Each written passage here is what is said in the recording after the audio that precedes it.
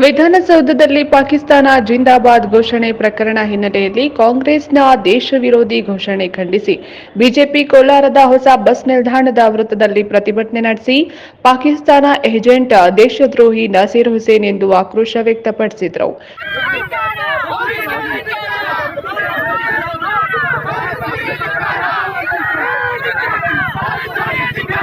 ನಾಸೀರ್ ಭಾವಚಿತ್ರವನ್ನ ಚಪ್ಪಲಿಯಲ್ಲಿ ತುಳಿದು ಬಿಜೆಪಿ ಕಾರ್ಯಕರ್ತರು ಆಕ್ರೋಶ ವ್ಯಕ್ತಪಡಿಸಿ ಹಿಂದೂ ವಿರೋಧಿ ಸಿದ್ದರಾಮಯ್ಯ, ಡಿಕೆ ಶಿವಕುಮಾರ್ ಎಂದು ಕಿಡಿ ಎಂದು ಘೋಷಣೆಗಳನ್ನ ಕೂಗಿ ನಾಸೀರ್ ಹುಸೇನ್ ಭಾವಚಿತ್ರಕ್ಕೆ ಬೆಂಕಿ ಹಚ್ಚಲು ಮುಂದಾದ ಬಿಜೆಪಿ ಕಾರ್ಯಕರ್ತರನ್ನು ಪೊಲೀಸರು ವಶಕ್ಕೆ ಪಡೆದು ಬಸ್ನಲ್ಲಿ ಕರೆದೊಯ್ದಿದ್ದಾರೆ.